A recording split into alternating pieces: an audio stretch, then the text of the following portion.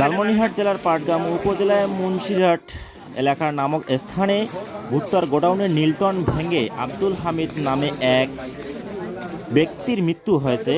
আমরা যতটুকু জানতে পেরেছি তার বাড়ি হচ্ছে পাটগ্রাম কালিখান এলাকায়। বিস্তারিত পরের ভিডিওতে।